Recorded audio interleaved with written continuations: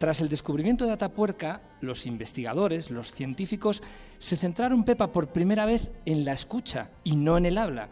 Hemos conversado con el reputado paleontólogo Ignacio Martínez, miembro del equipo de investigación de Atapuerca y que ha participado además activamente en los descubrimientos y en las investigaciones. Para conocer el lenguaje, todo el mundo se había dedicado a intentar saber si las especies del pasado podían hablar o no. Pero curiosamente a nadie se le había ocurrido pensar en que es muy importante en la comunicación hablar, pero también escuchar.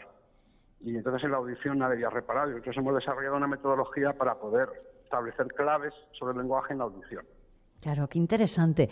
Es que además, fíjate, no tiene sentido hablar si no hay otra persona escuchando, ¿no? Esto es así. Ellos abrieron una línea de investigación que rompía con lo establecido y esa es la esencia de la investigación científica. Sí, y además no fue fácil porque los huesos que les abriría este nuevo campo de investigación, este nuevo paradigma, estaban en un lugar recóndito, en una cavidad muy profunda, de difícil acceso, oscura, húmeda, y además a 54 metros de profundidad.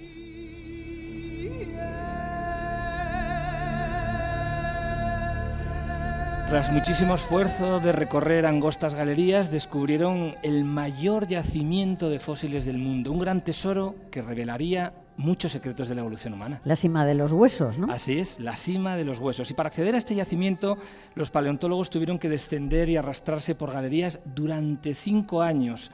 Y además acceder a un último tramo que tenía una caída vertical de 14 metros, así que fue muy trabajoso. Hallaron 7.000 huesos fósiles pertenecientes a 28 individuos diferentes y los fueron extrayendo y analizando con un extremado cuidado. Y entre ellos, entre 12 toneladas de sedimentos, encontraron unos diminutos huesecillos del oído, el estribo, el martillo y el yunque. ¿Y qué revelaron las investigaciones de esos fósiles? Pues que esos individuos de 500.000 años tenían un oído muy potente, con una gran capacidad para escuchar sonidos diferentes y, sobre todo, con un 50% más de potencia que los primates. Así que, por tanto, eran probable que hablasen. Nos lo cuenta Ignacio Martínez. Cuando empezamos con estas investigaciones, ya hace 15 años, la creencia generalizada es que la gente de Atapuerca y sus descendientes, los neandertales, no hablaban, porque la única especie que podía hablar era la nuestra. Y nuestras investigaciones yo creo que han contribuido decisivamente a cambiar ese paradigma y que han mostrado que ha habido otras especies en el pasado que muy probablemente hablaban. Es sin duda una gran aportación al conocimiento de la evolución, pero ¿cuándo datan los investigadores la aparición del lenguaje oral? Esa es la gran pregunta, Pepa. Que hayan encontrado en Atapuerca individuos que seguramente hablasen hace 500 años no significa que el lenguaje oral no apareciese antes. Nacho Martínez nos cuenta que los homínidos sí ya sabemos que hace 2 millones de años no tenían esas adaptaciones, es decir, que no parece probable que hablasen. Hemos descubierto que en la época de los australopitecos, hace 2,5 millones de años, pues todavía no tenían esas capacidades anatómicas para que sostienen nuestro lenguaje. Así que la fecha es posiblemente entre hace 1 millón y hace 2,5 millones. Y ese es el nuevo reto, ¿no? Lo acotando cada vez más.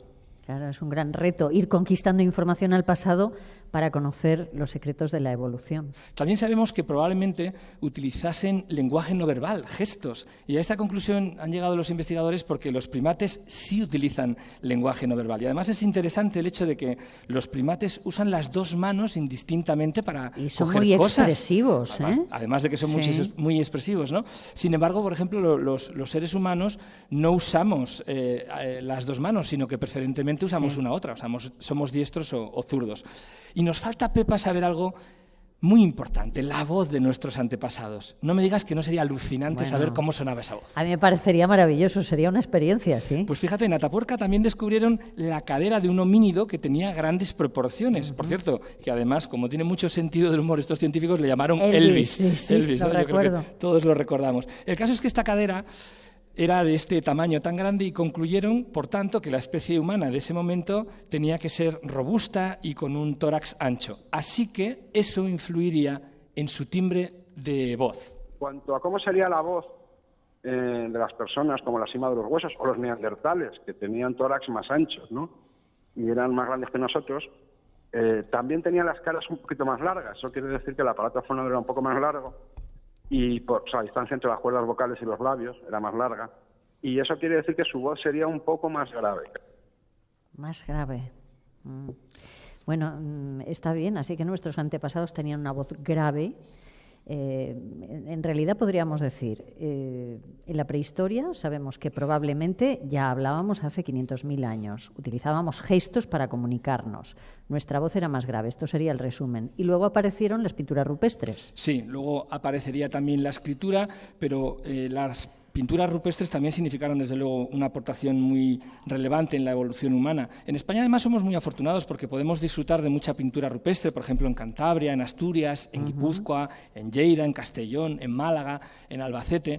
Podemos disfrutar y contemplar de manera emocionada bisontes pintados hace 35 años, ¿no? Por ejemplo, en Altamira.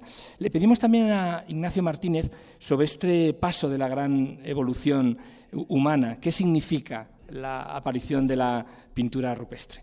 Para mí, por encima del fuego, está la tecnología de la comunicación, que son las pinturas de Altamira.